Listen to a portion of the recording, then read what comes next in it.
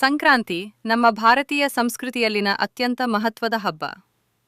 ಈ ಹಬ್ಬವು ಬೆಳೆ ಹಬ್ಬ ಎಂದೇ ಪ್ರಸಿದ್ಧ. ರೈತರು ತಮ್ಮ ಪರಿಶ್ರಮದ ಫಲವನ್ನು ಪಡೆದ ಸಂತಸವನ್ನು ಈ ದಿನ ಆಚರಿಸುತ್ತಾರೆ. ಈ ದಿನ ಸೂರ್ಯನು ಮಕರ ರಾಶಿಗೆ ಪ್ರವೇಶಿಸುತ್ತಾನೆ. ಇದರಿಂದ ಹೊಸ ಆರಂಭ, ಶುಭಕಾಲ ಮತ್ತು ಸಮೃದ್ಧಿಯನ್ನು ಸೂಚಿಸುತ್ತದೆ. ರೈತರು ಬೆಳೆದ ಬೆಳೆ ಮನೆಗೆ ಬರುತ್ತದೆ. ಭೂಮಿ, ಎತ್ತುಗಳು, ಕೃಷಿ ಉಪಕರಣಗಳನ್ನು ಪೂಜಿಸಲಾಗುತ್ತದೆ. ರೈತನ ಜೀವನದ ಜೊತೆ ಸಂಕ್ರಾಂತಿ ತುಂಬಾ ಆಳವಾಗಿ ಜೋಡಿಸಲಾಗಿದೆ. ಎಳ್ಳು ಬೆಲ್ಲ ಹಂಚಿಕೆ, ಗಾಳಿಪಟ ಹಾರಿಸುವುದು, ಸಕ್ಕರೆ ಕಬ್ಬು, ಕಡಲೆಕಾಯಿ, ಹುರುಳಿಕಾಯಿ ಹಳ್ಳಿ ಸಂಪ್ರದಾಯದ ಊಟ. ಸಂಕ್ರಾಂತಿ ನಮಗೆ ಒಗ್ಗಟ್ಟು, ಕೃತಜ್ಞತೆ ಮತ್ತು ಹೊಸ ಆಶಾವಾದ ಕಳಿಸುತ್ತದೆ.